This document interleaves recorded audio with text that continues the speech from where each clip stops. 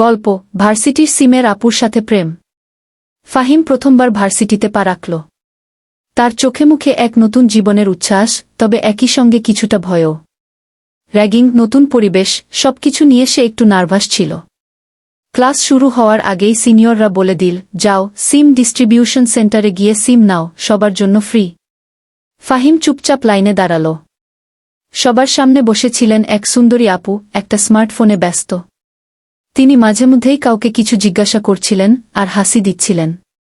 ফাহিম তাকিয়ে থাকতে থাকতে একসময় তার চোখ আটকে গেল। নেক্সট, আপুর ডাকে ফাহিম হুঁশ ফিরল। সে সামনে এগিয়ে গিয়ে বলল, আপু একটা সিম চাই। আপু হাসি দিয়ে বললেন, সিম তো দেব, কিন্তু আগে ভার্সিটির আইডি কার্ড দেখাও। ফাহিম একটু লজ্জা পেয়ে ব্যাগ থেকে আইডি কার্ড বের করল। আপু সিমের ফর্ম পূরণ করতে করতে বললেন, তোমার নাম ফাহিম, তাই তো? ফাহিম মাথা নেড়ে সম্মতি জানাল। সেদিন সিম নিয়ে ফাহিম চলে আসল। কিন্তু তার মনে সারাক্ষণ সেই আপুর হাসি খেলা করছিল। কিছু একটা কথা বলার ইচ্ছে হচ্ছিল, কিন্তু সাহস হচ্ছিল না। পরের দিন ক্লাস শেষে আবার সিম সেন্টারে গেল ফাহিম।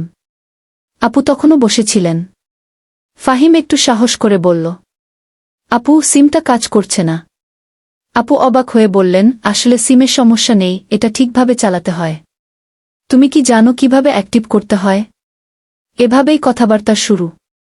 ফাহিম আসলে সিম অ্যাক্টিভ করতে জানত, কিন্তু আপুর সঙ্গে কথা বলার বাহানা খুঁজেছিল। এরপর থেকে ফাহিম প্রতিদিন কোনো না কোনো অজুহাতে সেখানে যেত।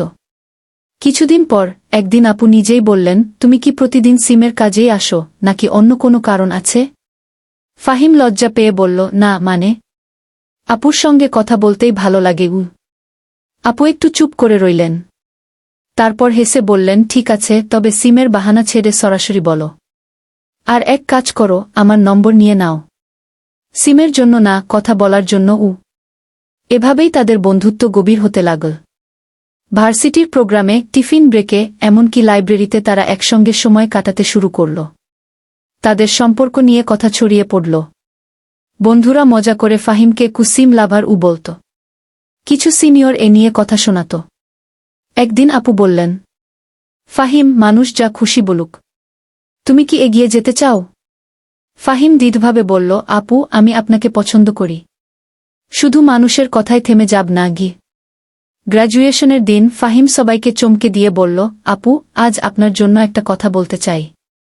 আপনি শুধু সিম আপু নন, আমার জীবনের সবচেয়ে বড় অনুপ্রেরণা।